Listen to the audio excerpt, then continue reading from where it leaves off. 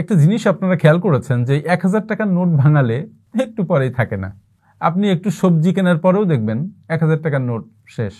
অল্প আয়ের লোকজন যারা তাদের খুব বিপদ, কারণ প্রত্যেকটা জিনিসের দাম অনেক বেশি। যেহেতু জিনিসের দাম বেশি, সুতরাং জিনিস কিনতেই আপনার বেশিরভাগ টাকা শেষ হয়ে যায়। প্রয়োজনীয় জিনিস, অপ্রয়োজনীয় জিনিস তো পরের কথা।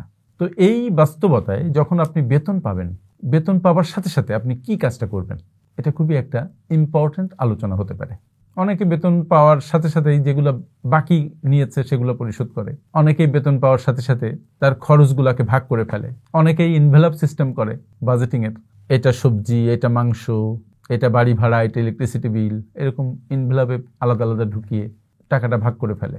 কিন্তু আমি মনে করি বেতন পাওয়ার পরে আপনার একটা কাজ করা দরকার। সেটা হচ্ছে বেতন পেলে বেতনের 15 থেকে 20% আপনি হাইড করে ফেলবেন। হাইড বলতে আপনি এমনভাবে এই টাকাটা রাখবেন যেন এই টাকাটা আপনি পান নাই। তার মানে পে ইয়োর সেলফ ফার্স্ট, আপনার নিজেকে আপনি আগে পেমেন্ট করবেন। দ্যাট ইজ আপনি সেভ করবেন অথবা ইনভেস্ট করবেন। এমার্জেন্সি ফান্ড যদি না থেকে থাকে সেটা করে ফেলবেন। এইবার যে 85 ভাগ বা 80 ভাগ টাকা আপনার থাকলো, সেটাই মনে করবেন আপনার মূল টাকা।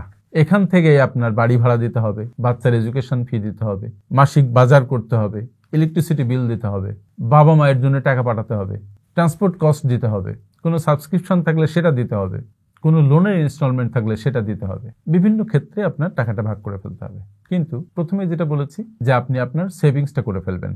আমরা যেটা করি সেটা হচ্ছে সব খরচ করার পরে যদি কোনো টাকা থাকে সেটা সেভ করি, কিন্তু আমাদের দরকার হচ্ছে আগে সেভ করার পরে যে টাকাটা থাকবে সেটা খরচ করা। এই বুদ্ধিটা কে দিয়েছে আপনারা অনেকেই জানেন। বুদ্ধিটা মূলত বিশ্বের নামকরা বিনিয়োগ বিশেষজ্ঞ, বিনিয়োগকারী ধনী ব্যক্তি ওয়ারেন বাফেট। তিনি এই কথাটা বলেছেন যে যে টাকাটা আপনার আসার পরে টাকা সেভ করার পরে যেটা থাকে সেটা খরচ করুন, খরচ করার পরে যেটা থাকবে সেটা সেভ করবেন না।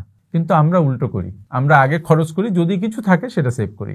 এখানে একটা কথা বলে রাখা ভালো, আমি একটা ভিডিওতে বলেছি অনেকবার, সেটা হচ্ছে যে 50-30-20 রুল ফলো করতে। ওই যে 20% যেটা, সেটা আপনার সেভিংস এবং ইনভেস্টমেন্ট। যদি লোনের মাত্রা বেশি থাকে তাহলে সেখানকার কিছু টাকা দিয়ে আপনি লোন অ্যাডজাস্ট করতে পারেন। আর 30% আপনি অপ্রয়োজনীয় খাতে খরচ করবেন, মানে কম প্রয়োজনীয় জিনিস যেটা আপনার জীবনে ভ্যালু অ্যাড করবে। আর 50% আপনি আপনার সমুদয় খরচে ব্যয় করবেন। আর হ্যাঁ, সবসময় চেষ্টা করবেন আপনার স্কিল সেট বাড়াতে, যাতে আপনার আর্নিংটা বাড়ানো যায়।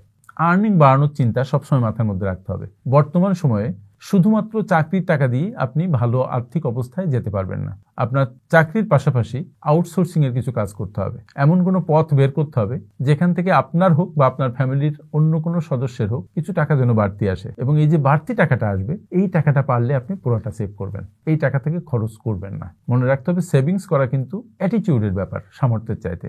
আর যে 50,000 টাকায় চলতে পারে সে আসলে 45,000 টাকায় চলতে পারে, আবার যে 20,000 টাকায় চলতে পারে সে কিন্তু 18,000 টাকায় চলতে পারে। প্রতি মাসে অবশ্যই আপনি যেন আপনার আয়ের চেয়ে কোনোভাবেই বেশি খরচ করবেন না। সো বেতন পাওয়ার সাথে সাথে কি করবেন, আগে সঞ্চয় করবেন। এটা খুব ভালো হয় যদি অনলাইন ট্রান্সফার করে দিতে পারেন আপনার ব্যাংক অ্যাকাউন্টে, যেখানে আপনার সেভিংস স্কিমগুলো চলছে, তাহলে আপনার টাকাটা সুরক্ষিত থাকবে। ভালো থাকবেন। Thank you.